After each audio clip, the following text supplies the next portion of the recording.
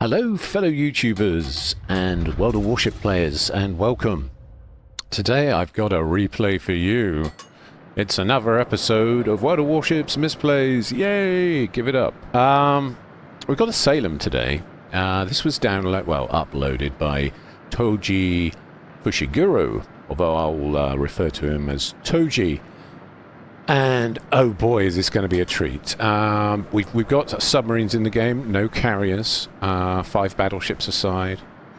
Let's see, 4 cruisers aside, couple of destroyers aside, and of course the dreaded submarine aside. U-190s set up on the left flank. And Toji is in the Salem, which is essentially from the Des Moines line of heavy cruisers. It's slightly different to the Des Moines in that it has an 8.5 kilometer radar as opposed to a 10 kilometer radar, and no hydro, although you can switch the radar for hydro should you wish to. The main difference, if I wanted to sum this up quickly, is that you can use hydro on every map, whereas radar at 8.5 kilometers is a little bit situational. It's going to be better on some maps compared to others. Okay, mostly island maps, if I'm brutally honest. And of course, the ship has no torpedo protections, so hydro is very useful for that. There are submarines in the game, so hydro is also very useful for that. Although you could argue that you can catch the odd submarine on the surface with radar. But for me, hydro edges it just slightly, so I would probably run hydro on mine. Although occasionally I might dip into radar for situational stuff like this match. And oh boy, this match. Okay, she also gets a super heal. It's not really super heal. It's kind of a bit more health back than a Des Moines.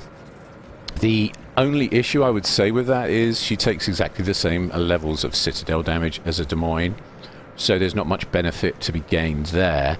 However, it does make her kind of fireproof, kind of. She gets HE spammed, a lot of fires, you engage the super heal, it's going to absorb a lot of that damage while your repair is on cooldown. If your repair is up and you've got a couple of fires on you, you can repair them, knowing that if you've got a super heal in your back pocket, the next few fires, although possibly permanent for a bit, are a bit of a non-issue because you can just trigger your super heal. Okay. Right. In all other ways, she is a Des Moines.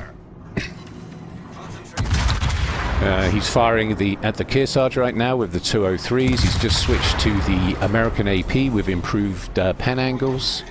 And we're already up to 9k damage, just like that. She really is a very fine ship. The guns are a little short range. The shells are a little floaty. We're at, what, 15.8 kilometer maximum range on these guns. But the rate of fire is pretty good. Its base is something like 5.5 seconds with all the mods. When you have adrenaline rush kick in, the reload starts to get spicy. Goes from 5.5 seconds quite often to under 4 seconds. And that's good.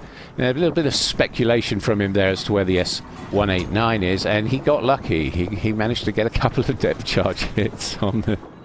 well, splashes on the S189. There's a GQ Johnny parked on the other side of the island. Okay, he's used his radar. This is where the radar is useful. It's given him all this information. He now knows there's a GQ Johnny there, an S189. He's also noticing that the U-190 is probing the flank and that the U-190 is on the surface and therefore spotting. So he's now moving over to the U-190's current position. He'll get fairly close because he's hoping that the submarine will spot for him. And yeah, already 44k damage down. Very good indeed. The U-190 has actually turned and is now heading south, which is a bit unfortunate. However, the Bismarck is lit.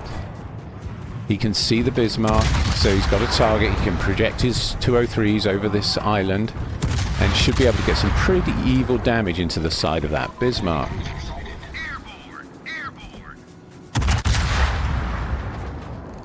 You do have to give the shells a little bit more lead because of the floaty nature of them. Okay, there we go, 3.5k damage. It's got a fire going. Switch straight back to the HE. Shell switching time with the with the correct commander skill is quick and snappy. So you can flick on the fly between AP and HE very easily. Submarine, he's noticed he's using his mini-map. He's noticed the submarine is pushing up, so he's dropping a depth charge on his head. Okay, a couple of depth charges there. And the submarine is dealt with. I'm not too sure what the S-189 was doing. Pushing into a Richelieu, a Neptune, a North Carolina, an Almante, and our good friend here in the Salem. Wow. Alright. So he's getting some pretty appreciable damage down on the Bismarck and setting fires. And the Bismarck right now is burning out. He's in trouble. Okay, he put the fire out. Toji keeps up the pressure with the HE. And the Bismarck's gone. Good team effort there. Meanwhile, the U-190 is getting a little pluckier and has moved up even further and spotted the GQ Johnny before having to dive as the GQ Johnny was shooting at him. Okay, the AA values on the Salem are pretty much the same as on the Des Moines. In other words, she has got fairly strong AA, so planes aren't usually that much of a problem. She's using the radar again to check GQ Johnny's position, and if I didn't know any different, I think GQ Johnny right now was AFK. He's screaming at the submarine to push further up the flank because he wants to light those targets at D4 on the mini-map. The U-190 seems to be obliging. And this is where this play starts to get interesting, because the Des Moines has the cover of this island, which means he can fire undetected. And he's putting heavy AP, American AP, into the Kearsarge's soft sides. And yep, 10k damage there. Another 5k damage. GQ Johnny is making a run for it, not sure why. He obviously lost his bottle. Salem's taking him down. Oh, he's getting pushed by an Ohio, isn't he? The Ohio moved up. Okay. U-190 is moving across to light targets for the team. And Toji is very sensibly staying on the corner so he can remain hidden. The GQ Johnny did put an American smoke in the way, so the U-190 is going to have to get above the smoke to figure that out. And Toji is being spotted by the carrier right now, but he does have an Ohio riding with him. And a U-190. This is really good teamwork, I must admit, from Team Green. Team Green are really working and hustling this flank hard in this arms race. They're doing a really good job over here on this side of the map.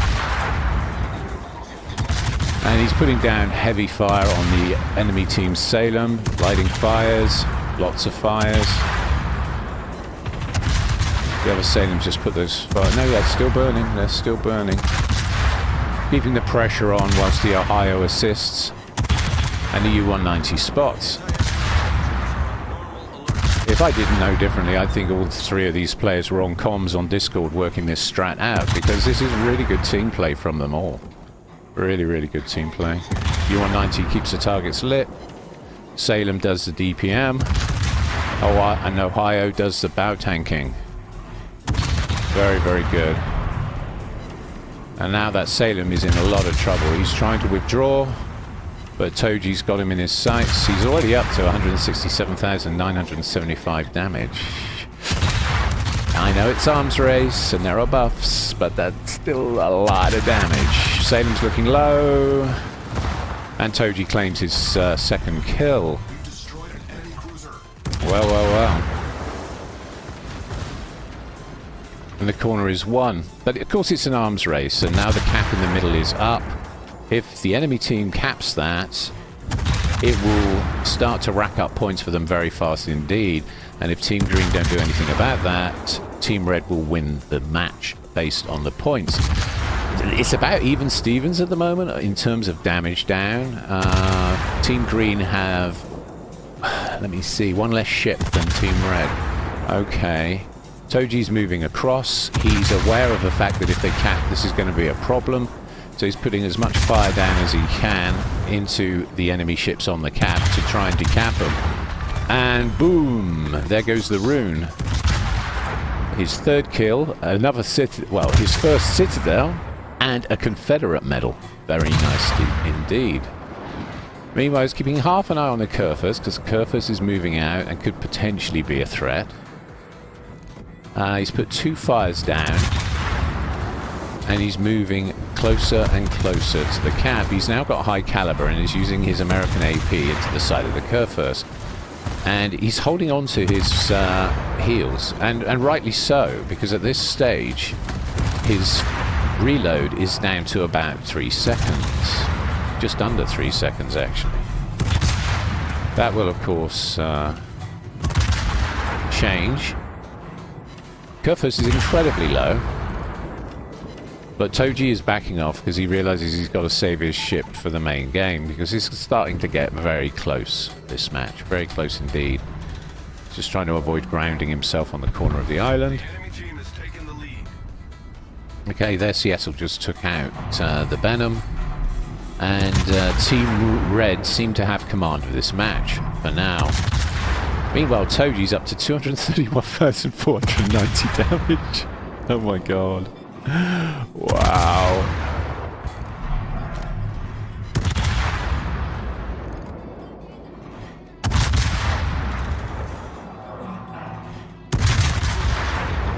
All stations requesting fire on the target. Again, he's using the island, staying hidden because he doesn't really want to get shot at by the enemy fleet.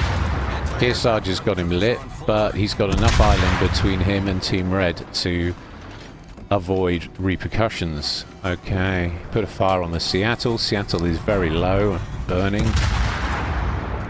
It's now moving back to the Kearsarge with the improved American AP that's got improved AP angles, and 12,705, my god. 10k, 10,309. He does some serious damage to the Kearsarge. Over 20k, almost 30k in the space of about 6 seconds. Got 2 citadels into the Ibuki, and there goes the Ibuki. Death strike. Wow. Oh my god, it's carnage. This is a duck shoot. It really is. 314,109. Still using the island, although it's now very much lit. But he's only really got the Seattle in his sights. The Bungo's gone high, and so can't see him. The Flounder is low, so can't see him. 2 citadels. Another destroyed ship. There goes the Seattle, and he's unleashed the Kraken with his 5 kills and 7 citadels. 419 shells fired, people. And now he's going for the Kearsarge. Honestly, positioning is king, and Toji's positioning is excellent. He really knows his ship. He knows what he's doing. This guy is definitely a veteran of the class. But he can see that the Kearsarge is preoccupied with a target that doesn't seem to exist. His guns are pointed in completely the wrong direction. And I think I know why. It's because he's in his plane at the moment. If you look at the mini-map, he's actually in his squadron flying around, and he's left his ship on auto. Oh dear. Oh dear. That didn't end too well for the Kearsarge, did it? 379,195 damage and 6 kills. And now Toji's going to start work on the Flounder. And as long as he stays relatively bows on, there's not a lot the Flounder can do except die on that health. So again, he's measuring the risks. He's finding the enemy wanting. All the misplays are coming from Team Red in this particular match. Team Green have been playing astonishingly well. They've all been supporting Toji. All the guys that are with him have been looking after him. The U-190's been doing some excellent spotting. I'm actually very impressed. He could be a destroyer. He's taken the destroyer role very well. No arguments, just after Toji insisted, just got on and did it. Well, what a game. Whew, what a game. Wow. Okay, let's take this back to port. Let's have a look at how he did on the scores. Okay, we hit a slight snag at the end of the replay, as in it was bugged, and refused to play the last bit. But fortunately for you people, and fortunately for me, more importantly, Toji uploaded all the screenshots of the end screen, so we can have a proper look at the breakdown and what he got up to here. He got his golden clasp achievement from this match, and well done, sir. You are a freaking legend. So impressed with your cruiser play. Used the islands really well. Used the ship really well. Your management of your health pool was on point. I was just blown away. Hell of a game, Toji. If you're watching, well played. Very well played. You can see you got a Confederate medal, a Dev Strike, a Kraken, and a High Caliber. And of course, he also got Expert, but none of us are surprised, right? I'd be surprised if we were surprised. Wow. Okay, if we just move this along, I can show you the team score.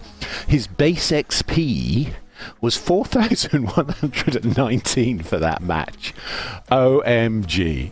I mean, wow, that just literally blew it out of the park. Now, bear in mind, the U190 is at 3,662, and he played exceptionally well. He did everything that Toji asked of him and took a lot of risks for Toji to get the spots that he needed to get all that damage done. So, very well played U190. And the Ohio provided some really solid backline support, well, tankage, on the corner there. So commendable efforts from both of those players. Absolutely helped to make this happen. Now, if we look at the detailed report, I'll just you can see 389,955 damage in the end. OMG. Wow, just wow. And 344,000 of that came from the main battery, those 203mm guns, those rapid firing 203mm guns with the improved angled AP. His HE set so many fires that he did 33,827 points of burning damage. Not that he left them long enough for them to burn out, to be honest. They were mostly sunk by his AP before the fires really got to take full effect. So, wicked fire starting, great AP damage, fantastic match. 129,308 on the Kearsarge. My God. It was a massacre. The other Salem, 55,636. 42,000 on the Seattle. 40,000 on the Ibuki. And the list goes on. Okay, as a quick look at his profile, a veteran player of the game, played really hard there with 66% win rate on his Salem. Fantastic, absolutely amazing. Thank you so much for the replay, sir. Very much appreciated. And thank you all for watching. And if you enjoyed this crazy game, don't forget to like and subscribe. Thank you all for watching. Thank you.